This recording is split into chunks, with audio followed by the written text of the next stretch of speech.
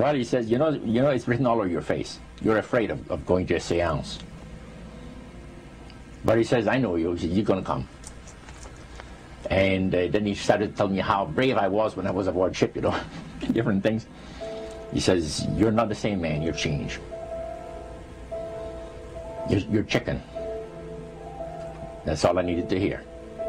I said, when do we go to a seance? So one Saturday evening, we were in the place. It was our first time. Very beautiful place. The medium was a lady. She had a gorgeous new home in Montreal.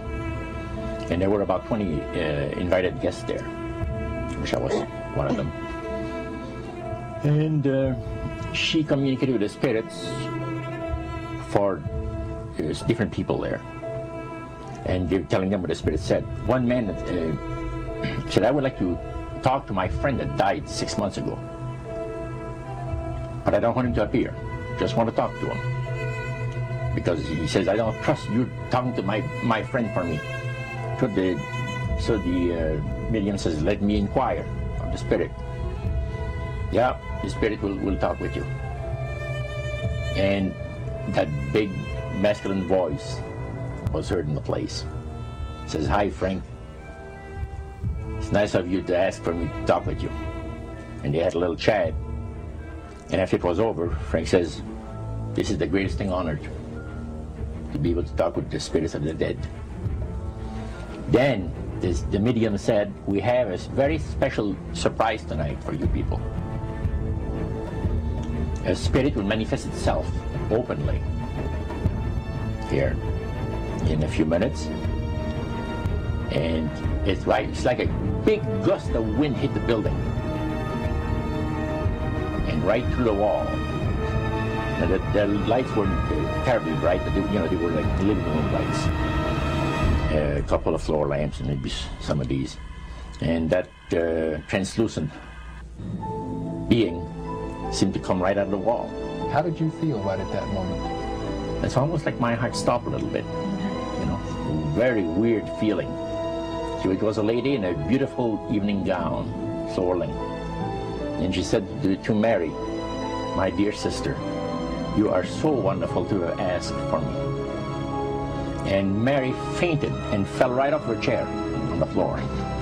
And a couple of guys jumped up and picked her up, and spirit gone. And that was the beginning of it. That's how you got into it. Yeah, that's the way I got into it. After a while, you see, there's something interesting about the human mind. You can adjust to an awful lot of stuff. You can adjust to a lot of things that would terrify you to begin with. After a while, they become common and ordinary. So you mean contact with the supernatural can become commonplace and ordinary and doesn't bother anybody? Yeah. In other words, the more that you do it, you're not uncomfortable. That's right. It's just not an uneasy feeling. Yeah. So how did you feel about it? Then I got into a secret society that worshiped the spirits, you see. Well, how is that different from the seance, Roger? It happens that the seance are not involving in many ways. But when you get into a secret society of spirit worshippers, then, and especially when you're invited there by the direction of the higher-ups in the spirit world, you never get out of there alive. And this is exactly what my friend and I were up against. We didn't know anything about. And there was a very, very popular big band leader. Jazz band, yeah, very famous. And one night we went to one of these seances, and he was with his wife.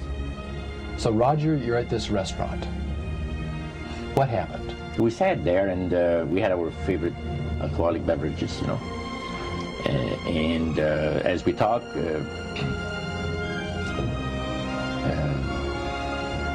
the band leader says, I want power. I go right to the source of power. And he says, how do you think that I became famous the way that I am? Well, I said, you must have had some good luck. Well, he says, there's no such thing as good luck. He says, there's either some power working for you somewhere, or you don't get ahead in this world. Not in my type of occupation. So it went from there. We got talking about spirit worship. Did it intrigue you? Did it make you want to find out more about what exactly he was talking about? Yeah. So he said the supposed spirits of the dead that you're talking with are demon spirits. They're fallen angels. They're beautiful beings. Just set it out, just like Oh, that. yeah. It didn't make you uneasy when he said they were Well, just you know, it demons? shocked you a little bit, you know, something that you first hear mentioned to you. He said, you guys have got a great future ahead of you. Because we've been told, the high priest of our society, secret society, has been told that the master has very special plans for you too. Now, what did he mean by the master? Satan. And we were interested to hear more about it. And he told us, he says, look, we worship spirits. We worship Lucifer and all his angels. They're just as beautiful as they did before they were cast out of heaven. He says there was a misunderstanding in the whole thing. He says among the inhabitants of the galaxies. And he says our master was misunderstood. And God did not bear with him like he does with people that make mistakes today.